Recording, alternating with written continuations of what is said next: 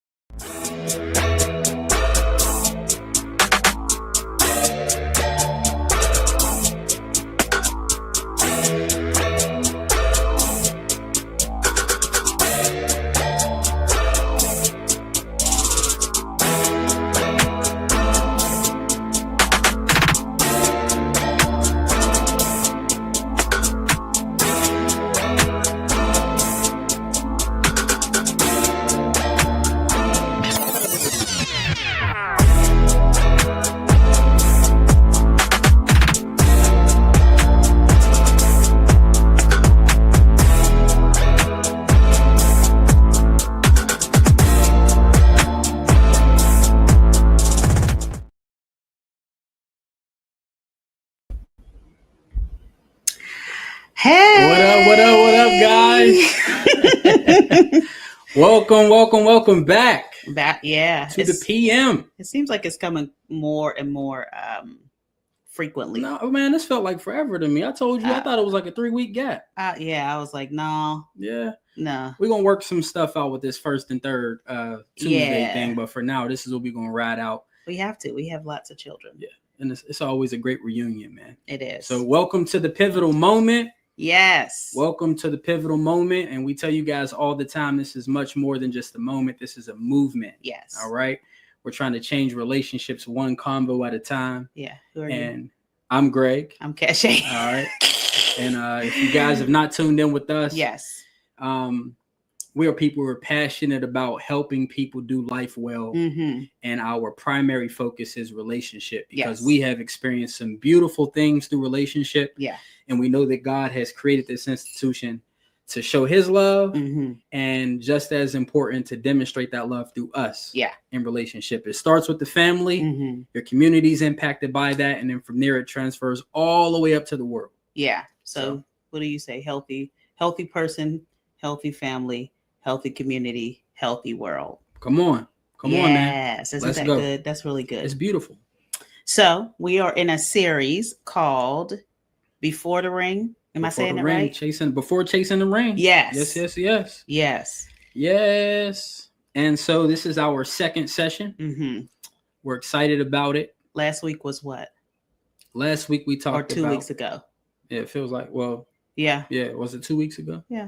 Yeah, 2 weeks ago. Your wholeness is not found. We talked about you not finding wholeness in your spouse. So when you come into this thing, just a quick recap. Mm-hmm. We're not going to give it all because you can go back. You can and tune that week 1. There's good things in there. Yeah. So we talked about not finding wholeness. You know, we have this picture of marriage and relationship where when I find that one, it's going to be a beautiful experience. I'm going to find these things in that person, and they're going to do this for me. They're going to complete me. And I'm going to give them. Yeah. And everything that I need, they'll have, and all of that type of stuff. Mm-hmm. And when we talked it over, we talked about some experiences that me in particular did have with believing that and finding that was not true at all. Mm-hmm. Like God bringing a companion into your life, or you coming into a relationship with someone, it is best to do when both of you are whole enough and ready to give, because marriage and relationship it's a mutual thing, but there's more for you about learning how to give. So everybody gets what they desire or they need if I'm giving and he's giving, basically. Mm-hmm. Yes. Yeah. Yes. So we're piggybacking on that. I think our topic today is closely related to it. We're going to go a little bit more in depth. We talked about how it's not just the wedding, and that's kind of what our topic is today. It is. That is what our topic is. We're going to get right to it. It is. We talked about this beforehand. We had a conversation like, man, it feels like we touch on this all the time. Yeah. But it's important. Today is going to be our focus. We really want to zero in on the marriage vows versus doing marriage right and intentionally. Yeah. I think we've learned over the time we've been married and just experiences with other people, having conversations with other folks, that you realize you learn what those vows are over time. You do. So you're really making a proclamation. Yeah. And this commitment before people and with each other that you don't fully understand until you start walking it out. You know, when you say things like for richer or for poor, till death do us part, you know, you have to experience some things that really test those experiences. You think you know. You think you know. But I like to give a little bit of a I don't know if it's a benefit of the doubt or something for couples, and say, you know, as much as you know. And so a lot of people go into marriage or going into it and they kind of think they know. But you really don't. No, we thought I don't think we went into a relationship haughty at all. I think it's just thinking you have an understanding of it, right? Well, the reality is that you don't have a choice but to learn these things over time, which in marriage you should. I think it's a testament that you're not growing if you don't say 5 years from now, like, I definitely had a different picture of these things in relationship than I do now. Yeah. If you're not seeing those markers being hit, if you're not looking at, you know, how we communicate and what I picture myself being as a husband or a wife, that thing hasn't evolved in some way. Yeah. I really think it's time to evaluate like how you're doing relationship. Yeah. Are you being selfless? Are you thinking about them more, or are you just living day to day? Yeah. You know? Just going with the flow, which is not all bad. But, you know, I think that for the overthinkers in the room, which is me in particular, I think that we try to craft what we feel is a relationship fit. I kind of want to go off script a little bit, though. I have a question. Let's do it. If you could go back to what you felt or you think that you would have needed as a young man, well, what do you think you would have needed to know about marriage before? It's hard to ask that because that is a tough one. It's a tough one, but it's a goodie. And the reason it's difficult is for what we laid the foundation for today. Even if I got those questions in the beginning and was given the tools that I think I needed in the beginning, I wouldn't understand it until I went through some things. Yeah. However, I think that we all can have a moment where we can look back and say, I wish I knew that. Yeah. Particular. For me, I wish I understood the importance of what it really meant, what it really means to prioritize time with you. I know for me, I can't speak for all men, but I'm sure there are a lot of men that understand this, especially if you don't come into marriage having all the financial pieces in place. You can get caught up in work. Yeah. You can get caught up in the hustle and bustle of what am I supposed to be doing next? Yeah. You know, how do I make the next dollar? Yeah. But if I understood and valued the importance of spending time, it would have saved us a lot of moments of, like, we had so many nights, man, laying in bed till 1-2 o'clock in the morning where you're explaining to me how pretty much pleading, like, I want time. I want to feel appreciated. I give so much, especially when we start having kids. I feel like I give, and nobody prioritizes me. As a man, that's hard because you feel like, man, I'm going to work. I'm providing. I come home every day. You could look at the clock and know what time I'm walking the door. You know what I mean? Still to the time. So you know I'm committed and I'm here. I'm present. But to be asked for more, oftentimes that's what it feels like. It's difficult because it is an ask for more, but that doesn't mean that it's a bad thing. If I'm doing just enough, that doesn't mean that I'm gonna go back to my sports analogies. Like, okay, you can be a role player. But if you have the ability to contribute more to the team, that will help the team get over that hump, then you got to step up. You can't just say, man, I'm coming to practice. I'm putting in work. I'm present. I'm here. Yeah, man. But I see that you have the potential to contribute more to this team. It's the same thing with marriage. I think we all have something that we can contribute, and that adjusts over time. There are times when more is needed from you. Yeah. And then there's times when more is needed from me. Yeah. And that doesn't mean a season. That could be a daily work. Today I could just be struggling. And I need you to be selfless and consider me a little more in this moment. Pay attention to my triggers. Pay attention to something isn't right. Yeah. What is it that you want? Have a conversation with me about what's going on. And it's the same for me. I think you touched on something that I think shows how men give. Oh, come on. So the way that men give and where they have to learn the emotional part of it is that they give by providing. Yeah. And so men come into a good man comes into relationship only thinking about giving and providing in the way of finances. But you find that it is much more than that. That is a part of it, but it's a really small.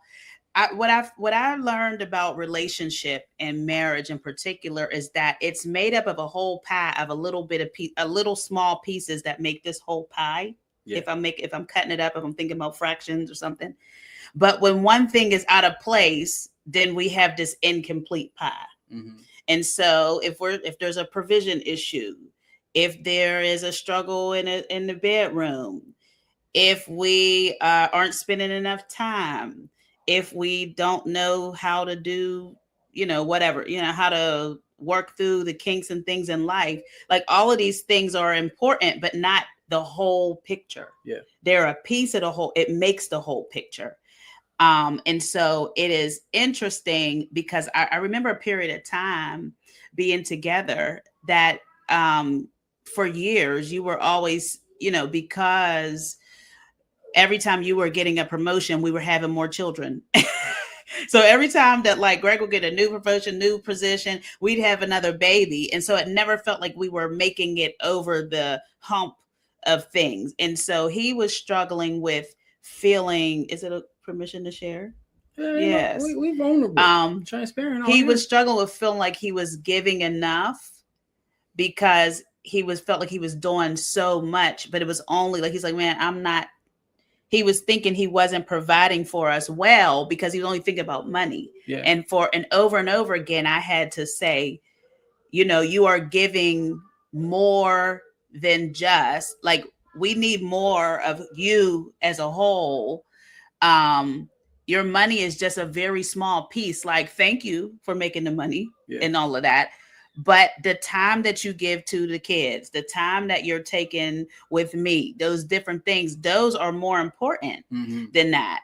And so, it makes you think about like millionaires and people, you hear their stories at the end of their life, they're wishing that they spent more time with their families or even had a family. They all are saying it. And it shows me that it's much more important to cultivate your family, and the provision should be in there, but it shouldn't be the only thing that you're like, this is how I'm giving to my family. That's it. I think this is what we're talking about when we're making those commitments and those vows. As an adult in life, it requires you to adjust, and challenges come. So when you start having children, you can't not go to work. You know what I mean? And at the same time, I can't be so fully committed to my family that I'm not pursuing these other things that God may be taking us down a certain path. It requires adjustment. So I think the encouragement that we really want to give people when we're talking about these things is like, man, making sure we're looking at the spaces, the categories of relationship that might be low on fuel and filling it up. Yes, that's it. Because we make the commitment. And we say, you're my wife. We say, you're my husband. Maybe we're traveling all over the place, but we're not investing in preparing for the future. Or maybe we're not spending time at all, and we're always on the grind. And there are things that we just have to sit back and look at and say, how are we investing in ourselves? How are we investing in our relationship spiritually? Are we making sure that God's a priority, or are we doing these things in our own power? That is the other part. You just said something major that I was thinking. in encouragement for men who are trying to provide for their families, because it's honorable. We thank you for going to work, because there's a lot of bums out here that don't want to do that. And know that God will meet you where you can. You do your part, and God will he'll meet you in those other spaces. He didn't intend for you to do it by yourself. So that you are like, it's all on me. This is stuff Greg used to say. Everything is on me. It's all on me. And he wasn't saying it in a way that was trying to make me feel bad. It was the weight he was just feeling, because when things wouldn't work or go the way we were hoping and stuff like that, he felt fully responsible. And I was trying to have him take that weight off of himself, that it is not all on you, but that like God, as God created you to lead our home, yes, but the weight of it, he wants to partner with you. He actually wants to carry it and teach you how to get through it. You know, we forget about that part because we're just like, oh, okay, I go to work, I come home, I do this, I do that. And it's like, well, God gives you, we have to upgrade when we have him, and he will tell us how to do the things we need to do. Like, no, maybe you don't take this job. Maybe you do take this job and I'll give you favor here. Maybe, you know, but if we are just feeling like everything's on me, I got to do this. I got to do this by myself. So let's slow down. I think, because we talk often, I'm thinking about defining these things. This is important, because I don't think everyone forgets these components. Yeah. Some people just don't know. They've never heard it. They've never been taught it. So let's backtrack to number one. When we talk about defining what marriage is, this is a husband and wife coming together and creating a journey together. Yeah. That's the foundation, first and foremost. So let's eliminate any lie that the enemy or society puts out that says that we're two individuals that are living this life as individuals, and you have to jump on the train that I'm moving. I have to jump on the train that you're moving, or you need to compromise for what I'm doing. Maybe she's the breadwinner. She makes more than him. And it's like, well, this is where I'm going. You need to jump on. And no, we're a unit. Yeah. And we have to figure out how to navigate this thing. Yeah. That's called our marriage. That's called our family. In the way where we're building together. Yeah. Now, identifying what those roles are specifically, you can go back to our gender roles conversation that we've had a couple of seasons ago on the Restoring the Breach podcast. Yeah. Not going to go too heavy in that, but the reality of that is you guys have to figure out what are your strengths to your relationship. Yes. Without violating the biblical standards. But, you know, we're talking about as a man being provider and protector. Me and my boy Jimmy talked about this in last season, that what we define provider and protector as isn't always exactly what we may picture. You know what I mean? Yes. Because if I'm present for my wife and my children, that's me being a provider. Yep. I'm providing my presence. I'm providing a sense of security, as well as me going out and trying to do what I can to make the bacon as well. Yeah. But we have to be able to define what those roles are. What are the things that God created me as a man, as and her as a woman, as to this family, versus what just society may label. Yeah. You know what I mean? Because a woman's role is much more important than being barefoot and pregnant. Yeah. That's not what God created them to be. And I was that a lot of times, but that was not all I was. No, man, absolutely not. Yeah. I thank you for your contribution as barefoot and pregnant. You know, my goal was to try to make her as comfortable as possible, you know, having some slippers and not be barefoot, you know. Yeah.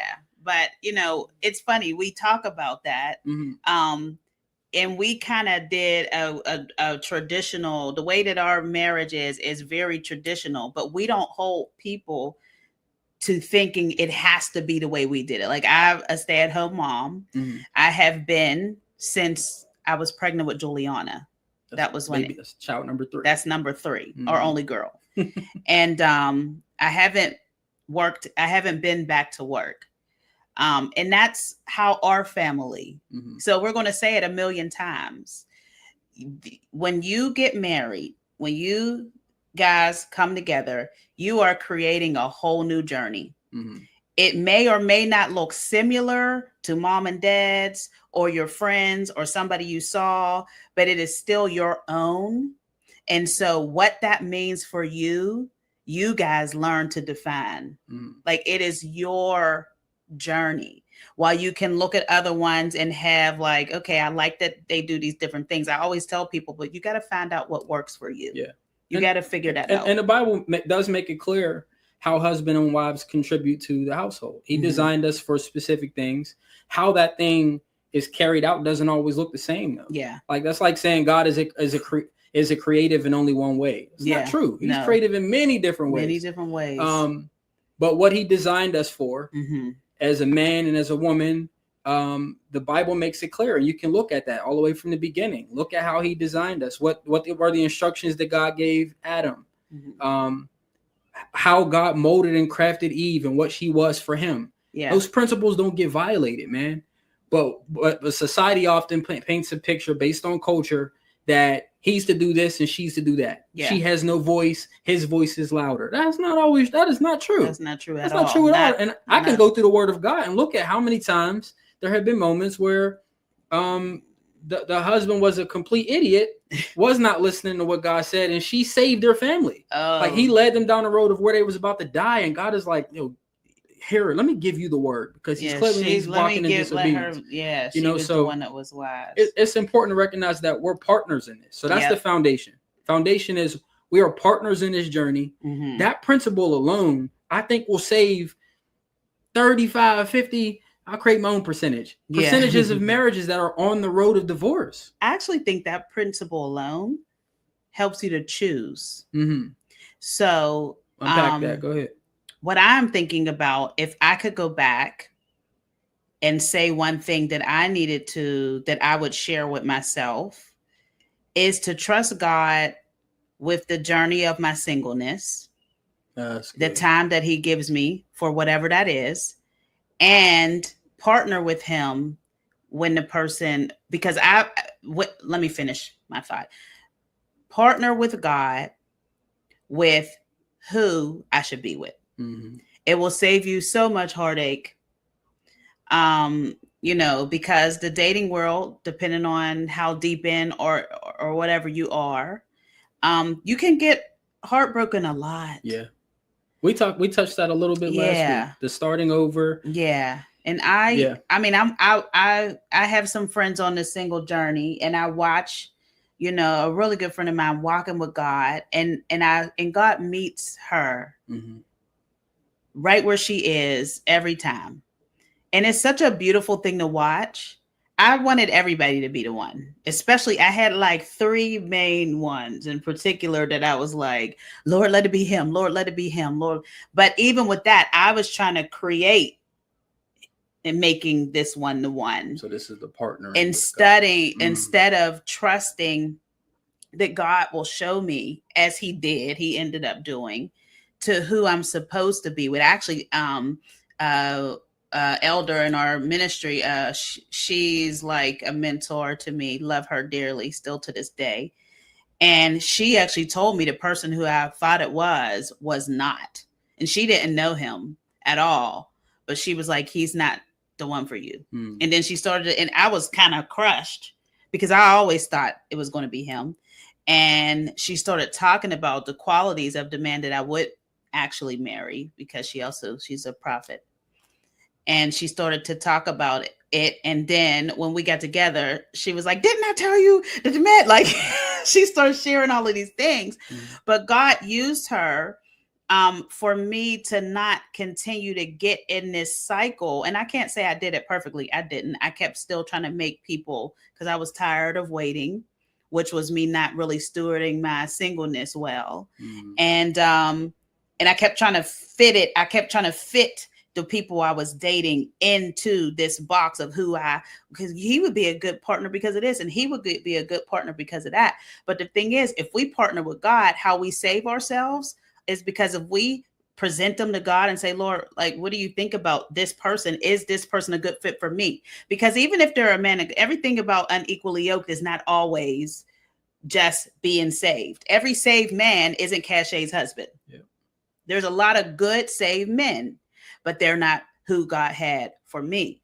And so God will know this will ultimately complement you in what you're doing, maybe what I have called you to do in this. And he may not tell me that, but he may say, no, that one's not good for you. Mm-hmm. And he'll know why.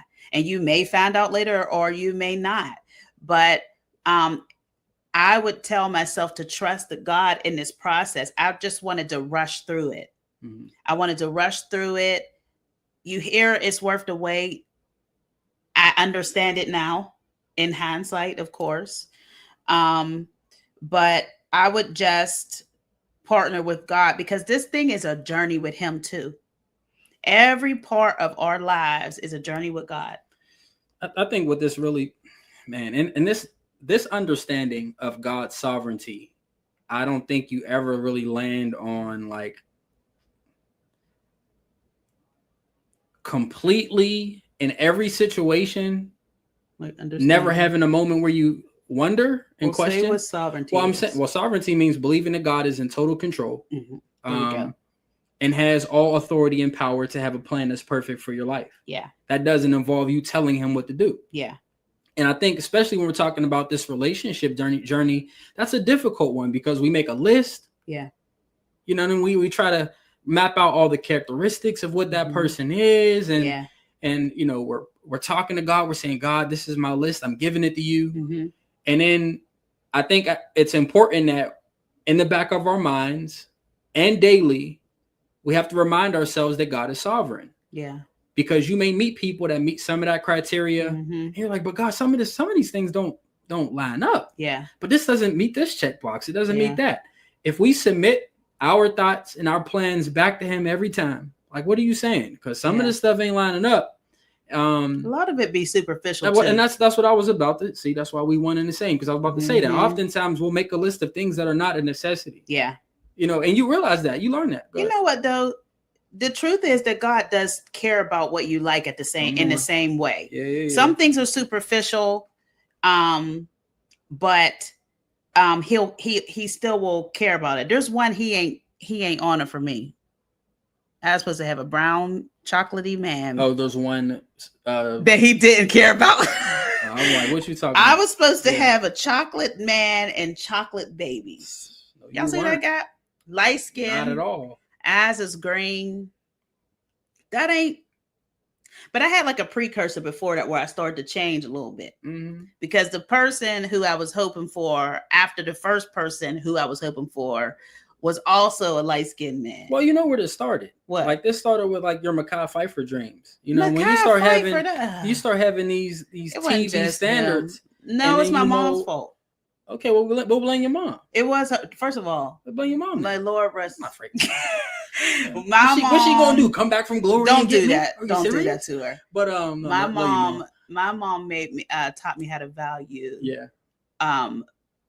Beautiful brown skin. Yeah. And in doing that, I became obsessed with chocolate. Then I have my cousin. She still has the most beautiful chocolatey skin. And when I held her as a baby, I said, this is my destiny. And the Lord laughed in heaven. That's I held what her. You sound like right there. And I, I was like, this is the baby that I should birth, as if my baby would not have any chance of being light skinned because of me, but that it was going to take over the chocolate from the man. But anyway, didn't happen. Doesn't matter. However, I remember when I was young in church and stuff, we would be afraid of who God would make us with. And the words are wrong already, but we would be afraid of who we thought he would make us be with. We'd be like, oh God, please don't let it be this one. Oh God, I hope he don't make me be with that one. As if God doesn't care about what you like also. Sometimes you will realize what you like is different than what you imagined. Well, that's what really happened with me. So if we have I don't think we've heard several people say this, but if you have a relationship with God, see this, and I'm thinking about how people may try to counter some of these statements. If I have a relationship with God, okay, that means I'm developing with him, I'm walking in him. Yes. So then my appetite and my desires, even if not in the right place, begin to align with what God wants for me. I start developing. I get in community that helps shape my perspective of things. And so essentially, when we see in the word, it talks about him give you the desires of your heart. They're really the desires that he has for you. Yeah. You know However, it doesn't mean what we thought it means, though. Because even in that, it could be taken as if he's going to make me get with this person and he's going to make me like what they look like. Come on, man. There was a guy I dated in particular, and this was, again, a tired of waiting thing. And I was settling for him. I knew it. And a lot of times ladies don't be liking, and maybe guys too, I don't know. We don't always like to admit when we're settling because we're tired. And so I didn't like what he looked like. That's the whole truth. I didn't like what he looked like. When we would go on dates, I would walk fast away from him. I didn't even want to be seen with him. I would cringe all the time. Wow. Like, I did not. We're like, hey, yo. Where you going? Yo, I didn't like what he looked like. But I was tired of waiting, and I thought he'd be nice to me. And guess what happened? He got a big head and started treating me bad, which actually helped me to know my worth in that moment. Because at the end, I said, wait a minute, you ain't even. And then we broke up, and that was that. But the point is, we will think that God will force us on someone or force someone on us. And that's not what he does. He actually does know the desires of our hearts. And there are things that he gives you too. He knows the things that will compliment you later on down the line. Yeah. You know, with Greg and I, if you've heard our story, we told it a million times. We grew up together in ministry. Like, he was 10 or 11 when I met him, and I was 13, 14. And he was always like a brother to me, for real. Like, I was just talking about it today with one of my sisters, and he was like a brother, and I never looked at him that way. I just didn't. But at the time that it happened, I was surprised. But the way that God did it was I fell in love first. So I always tell people, the veil could have came off my eyes and he was a rhinoceros looking dude. And it wouldn't matter because I was totally in love with him by this point. But it kind of happened backwards. I fell in love with him. And then me and his sister were walking from McDonald's. I'll never forget it. And I was telling her that we had our first kiss or something like that. And I was like, and then I realized that you were like a handsome man too. And then I was like, then you really fell in love with the kid. No, I already was in love. It wouldn't matter. I just already said that. But it was like God cares about what I like too. Then later I found a old journal entry that had in there, I wish that I had a guy who treated me the way that Greg treats his girlfriend because I like the way he treats her. I didn't even remember I wrote that. And so God was like, I got you already. You're going to get the one who treat, and I didn't know that. So I didn't even know. And the longer we were together, the more we were talking, we were really, it was like, man, we were like clicking on so many levels. Like the level of comfort I had, it was divine. It was funny because it reminds me how God's timing isn't like ours, because at the time that it happened was the exact time I thought it wasn't going to happen. Yeah. I was surprised. I was waiting on God to tell me no again, because he kept saying no. He just kept going, no, shut the door. No, shut the door. And so finally when he didn't, I was just waiting like, is he going to shut the door? And he didn't. Because it was also his timing. He knew that. He knew when our children would be born. He knew when we would have everything that we needed for the different things. And it ended up being exactly what we needed at the time that we did. And that is why I say that you can journey with God through it. Man, he cares about every detail of your life. He does consider your list. The list isn't bad. Yeah. But the list is not know all be all, because you are not. You know what the list is? What is it? The list is like your first draft in writing. You guys ever been in, in elementary school when they start teaching you how to write? That. It's your first draft. Your first draft looks nothing like your final draft. That's right. However, but you know that when you write your first draft, you should expect. Yeah. If you don't expect this, you're in for a rude awakening. Yeah.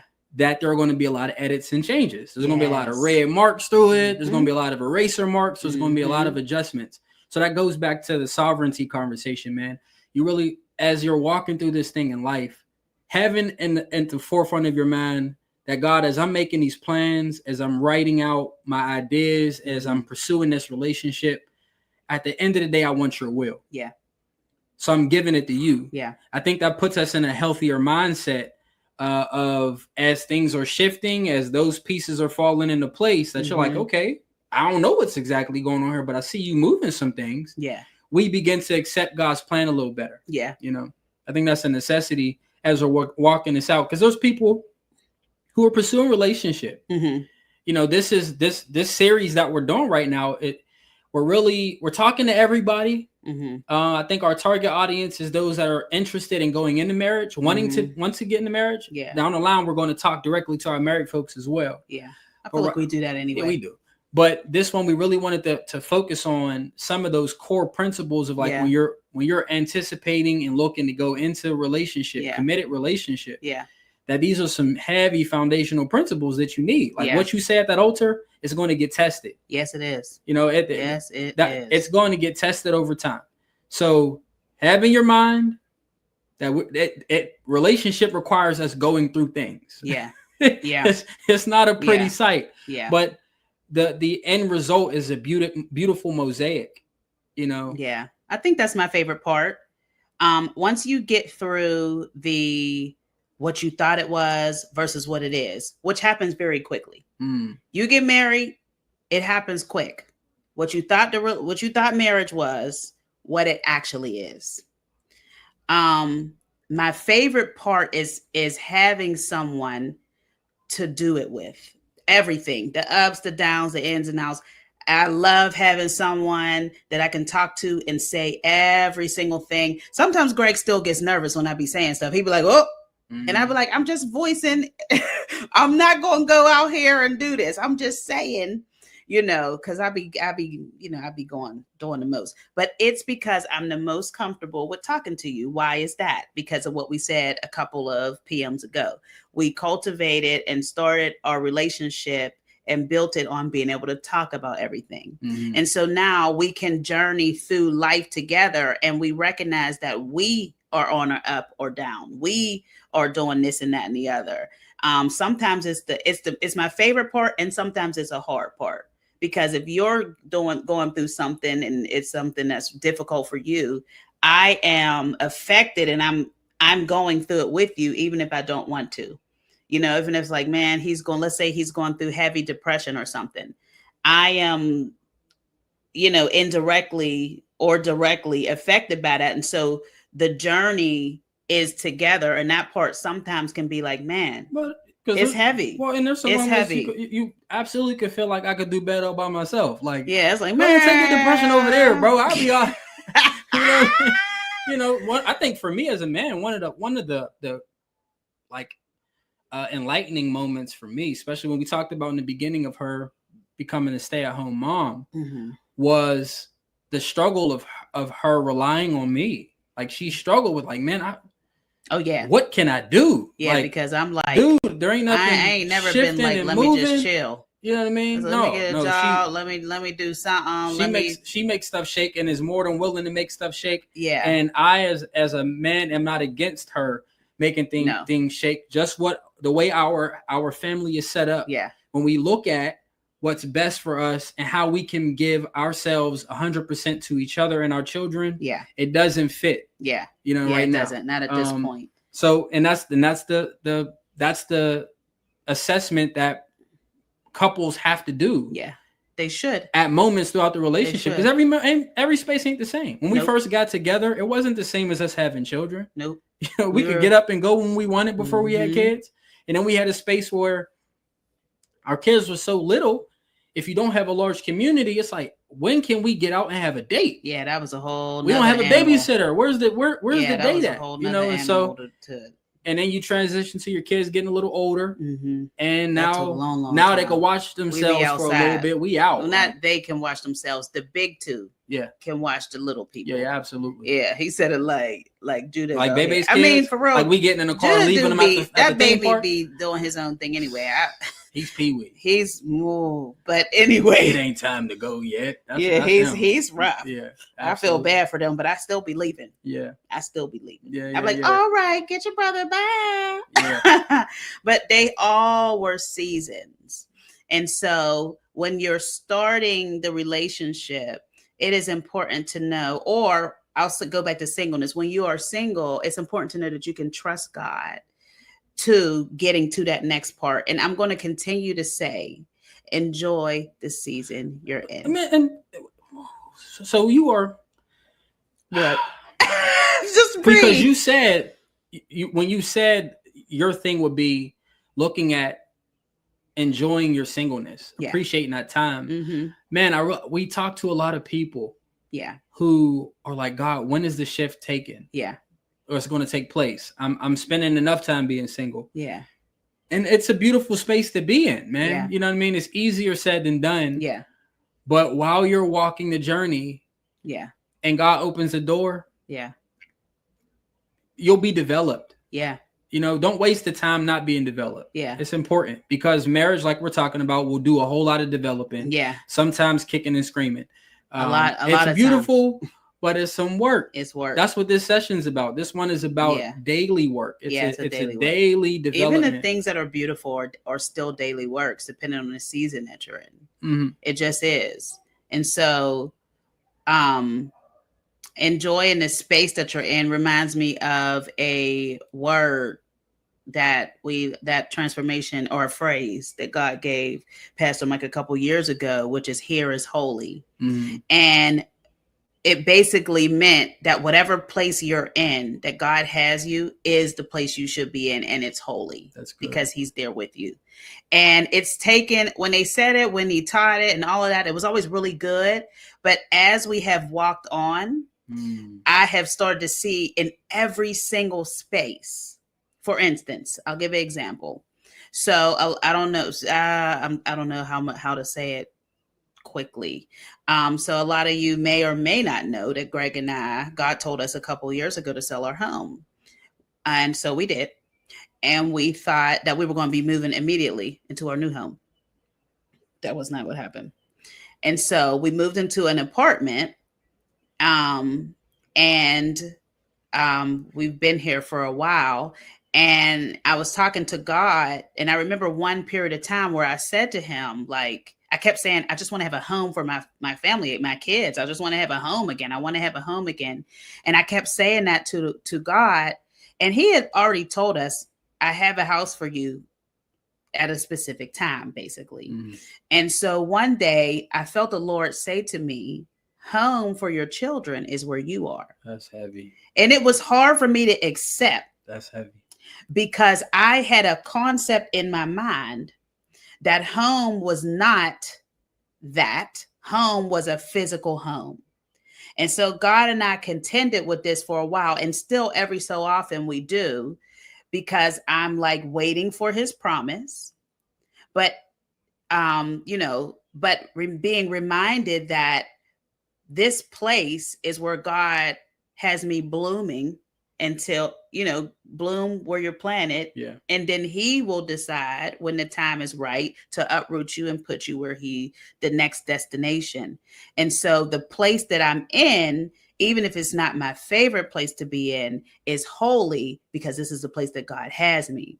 And so over time, thing after thing after thing after thing, situation after situation, I am going back to that message that was taught like 3 years ago and going, here is holy again. And it's not always easy, but it's true. If we believe that God is sovereign, since today that's the word, then if we believe that if we acknowledge him in all our ways, he will direct our path. If we believe that a man makes his plans, but the Lord makes his feet firm, come on, man, then we know that wherever God has you, he will bless there. It might not be the way you want it or like it. Like there'll be times I'll be like, God, just give me the money for that thing. But he'll open up a door a different way. And I'll still get what I need. But I'm like, would have been easier if you'd have just gave me the money for it. And he's like, nope, I'm developing you here for this and this and this. And it is a continual acknowledgement that whatever space you're in, that God has you, not that you put yourself in, because that's a whole different thing. This space is holy. And so that is why you will hear me say all the time to enjoy the season that you're in, because we don't know how we're being developed in this moment. We don't know what lies ahead. 2020 showed us that. 2020 taught us that at a moment's time, in one day, in a couple weeks, the whole world could change. We were locked in for forever. Yep.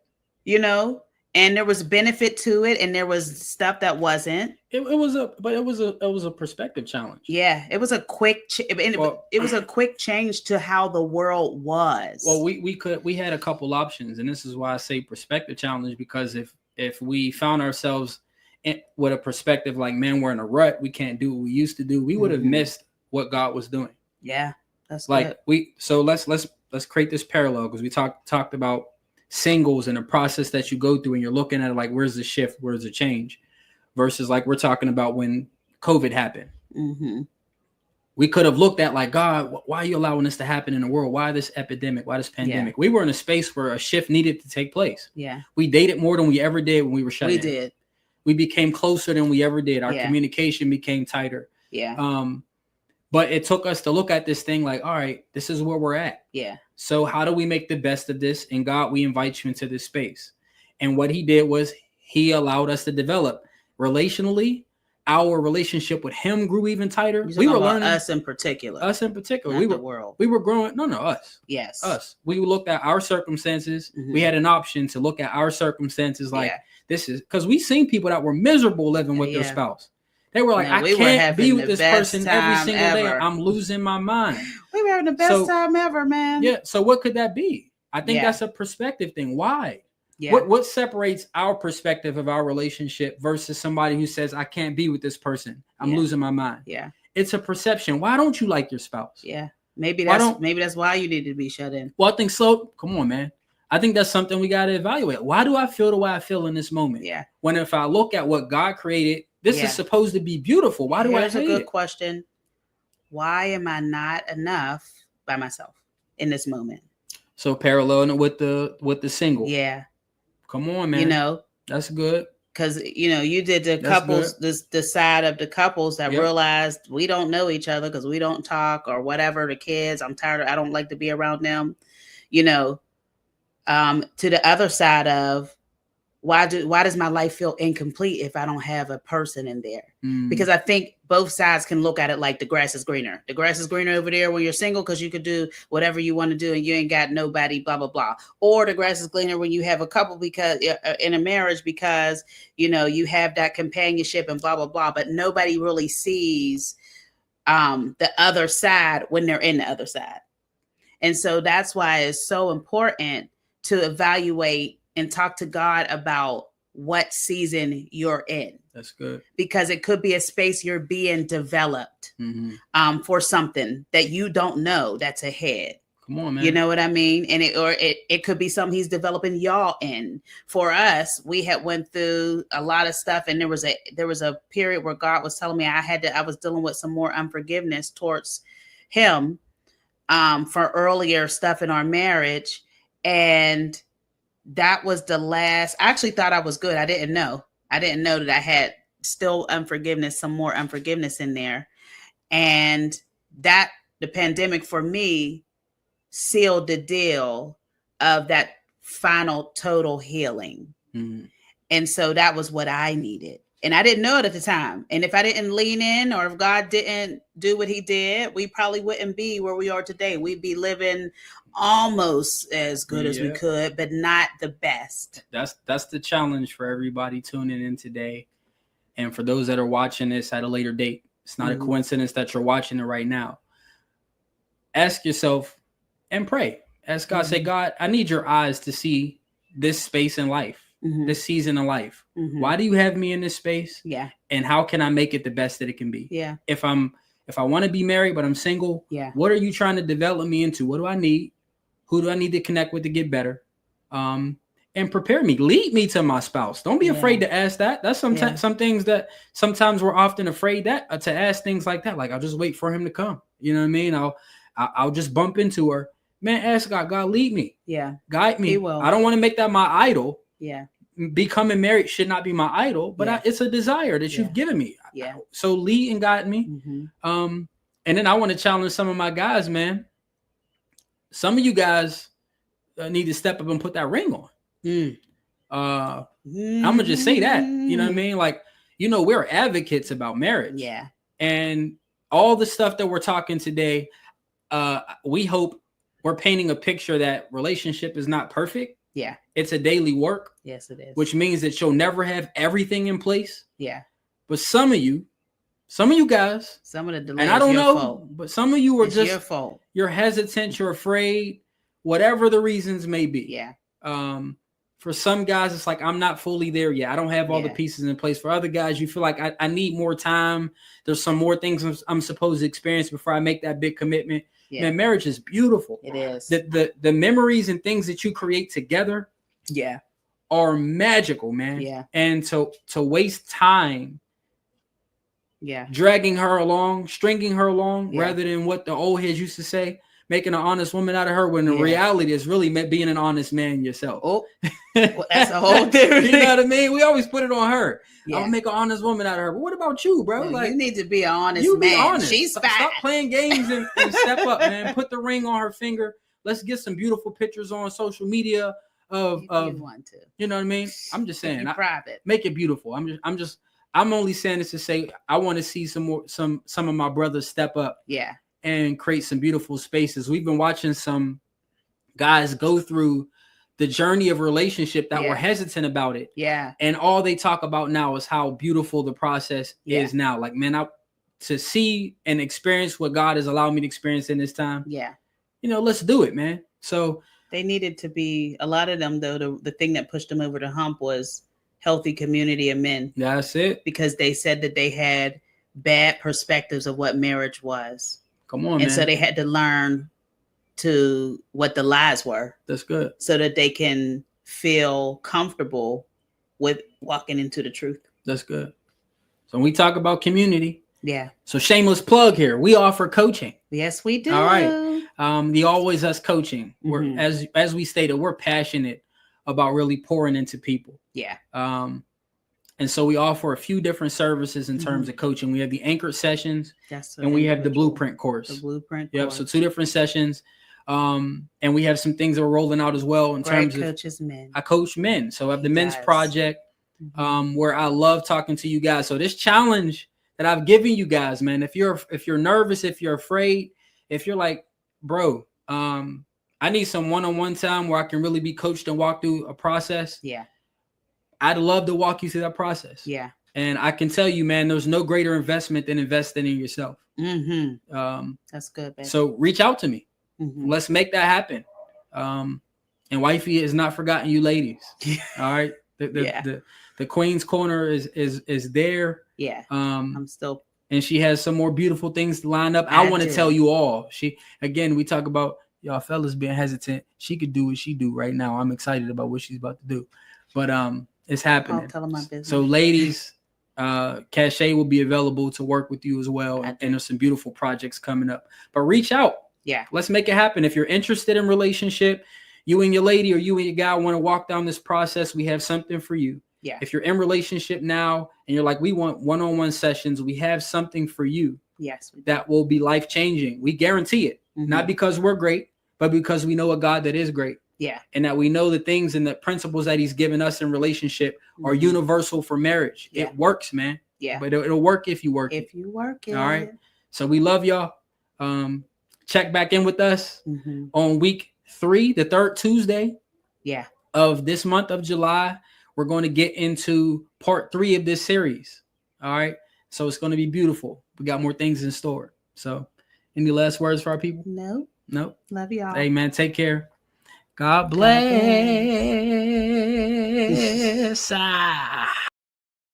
Hey, before you go, make sure you subscribe and like this video.